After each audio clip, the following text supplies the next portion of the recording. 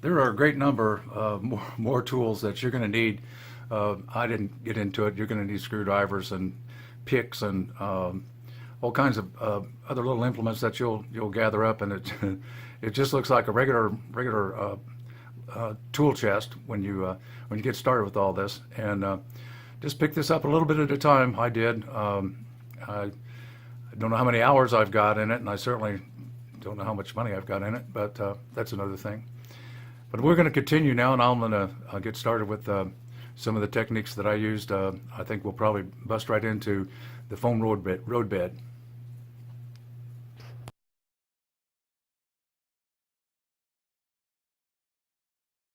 As I said, here are some recommendations. 14 gauge stranded wire for your bus is plenty. You don't need any more. You need some good wire strippers, and I highly recommend these. I bought these, I think, at Lowe's, Home Depot, something like that. You just simply put the wire in the various gauge, as you can see, and then you squeeze them together, and it pulls out just exactly what you want. I wouldn't fool with just those ordinary cheap $10 clippers that you have to cut, strip, and all that stuff. 20 gauge wire is what I used for my feeder wires, soldering them to the rails. And 22 gauge, I've got a bunch of electric LED switch lights, which will hopefully be the highlight of all these videos. And I ran 22 gauge. There's no sense in using that heavier wire. Speaking of the wire, get yourself a 25 watt Weller soldering iron. They're cheap, Lowe's, Home Depot, whatever. I bought this liquid solder, liquid flux rather, offline. I can't remember exactly where, but please don't get lead-based solder. Get a lead-free solder. It's $1 or $2 more, but it's very, very much worth it. Here's your electrical wire cutting knife. It gets hot in an instant and slices through foam, even the 2-inch foam, with great ease. Of course, you're going to need the standard old X-Acto knife and plenty of blades. And here's my recommendation for, excuse me, for your gluing down your foam road bed and also the track. This is a thicker construction adhesive than the DAP over here, or Loctite rather. It works okay, but it's a little bit thinner, and I like the consistency of the liquid nails. There's my drill bit, 5/16, and you can just rock and roll with that thing. I'd cordless drill, of course, and move right along with it. There's a piece of 3/4 inch foam, just for illustration purposes, and I've cut that with the wire knife, and you see how smooth that is. There's no rough edges, and you're just basically done. And I bought this Win rotary tool at Lowe's. I forget how much it was, but it's not nearly as expensive as a Dremel, and it's got a file and all kinds of cutting stuff that goes with it. And of course, our famous Elmer's glue all. Without it, you're pretty much out of luck if you're going to build a model railroad. I used some Titebond construction adhesive at first. That works very well, but this is cheaper and works just as well.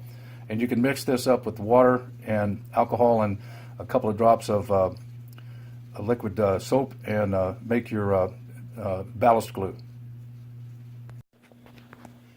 As I was saying, it's a bird nest on the ground. This is kind of a side view, lets you see what's going on here.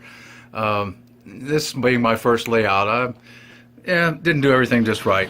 But at the beginning, I was soldering wires together underneath the table, which is, if you've done this, you know what a challenge that is. Were I to do it again, I would, if I were going to solder, I would turn it over on its side and do the work and then turn it back. But what I found out is I found these little babies right here. These are butt connectors. They're the four connectors, and as you see, I can run up to 4 wires in there. What you do is you run one wire from your power source, which I've got mounted a couple of terminal blocks underneath, and use jumpers on them. I think I covered that in another video.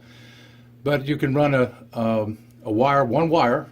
You don't have to put 3 to the junction box. You run 1 wire for power or for the neutral, and run that into your butt connector, and then you can run 3 whites or 3 blacks or whatever you want to run off of there. And it's just very, very simple, very easy, and quick. And you don't have to solder upside down and get burnt.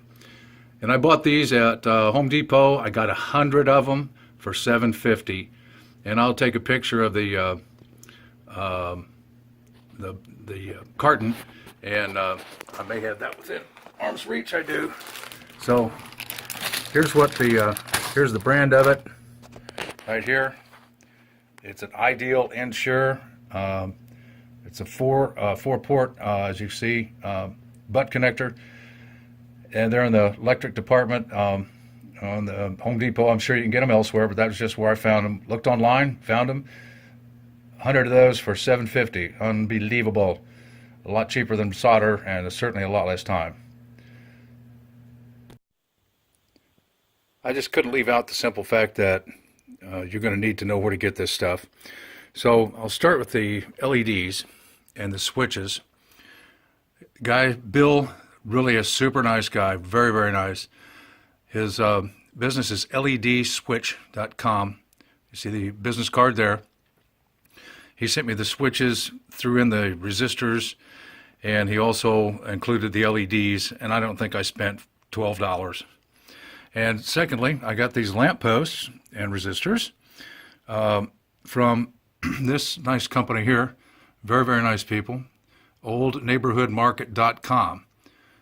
I've yet to install these. I've just kind of been putting it off, resting and doing some videos and finishing up some landscaping. But aside here is one of the terminal blocks I've been using.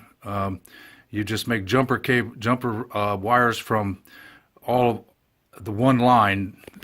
Let's say you want the jumpers on all of these here on top. That goes one to the other, to the other, to the other, to the other. And then on the bottom part, you can then just attach one feeder wire here, or one to one light, or whatever. So it makes it very, very handy, a lot easier than soldering.